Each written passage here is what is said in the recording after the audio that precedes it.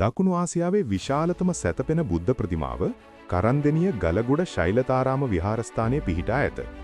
දක්ෂිණ අධිවේගී මාර්ගය ඔස්සේ ගාල්ල කරා ගමන් කරන විට බලපිටියේ සිට කරන්දෙනිය පන්සල දක්වා කිලෝමීටර් 6ක් වැනි දුරක් ඇති අතර විනාඩි 10ක් වැනි සුළු කාලයකින් මෙම පන්සල කරා ළඟා විය හැකිය. දේවමාරිගාවේ ශාලාව තුල අඩි 115ක් හෙවත් මීටර් 35ක් දිග දැවැන්ත ප්‍රතිමාවක් පිහිටා ඇත.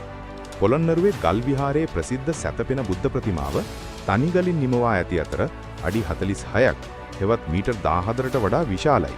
එනම් කරන්දෙනිය ප්‍රතිමාව ලංකාව තුල අනෙකුත් සියලුම ප්‍රතිමාවන්ට වඩා විශාල නමුත් මෙය සිමෙන්තියෙන් සහ හුණු ආශ්‍රිතයෙන් සාදා ඇත. ඉතිහාසයේ දඹදෙනි යුගයට අයත් දෙවන පරාක්‍රමබාහු රජුගේ පාලන සමයට අයත් වසර 800ක් පමණ පැරණියයි සැලකේ.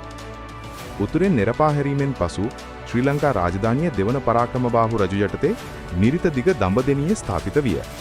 චූල වංශයේ වාර්තා වන්නේ දෙවන පරාක්‍රමබාහු රජු 1291 සිට 1300 දිග දක්වා රජකම් කළ බවයි. දඹදෙනි යුගය ශ්‍රී ලංකා ඉතිහාසයේ පොළොන්නරුව සහ කෝට්ටේ යුග අතර වේ. මීට පෙර ගම්වැසියන් බස් රථයෙන් පැමිණ පන්සලට ළඟා වීමට පඩිපෙළ 208ක් නැග ඇත. වාහනයකින් නොයන අයට තවමත් පඩිපෙළ භාවිතා කළ හැකි අතර නැග්ම ආරම්භ වන්නේ කරන්දෙනියනි.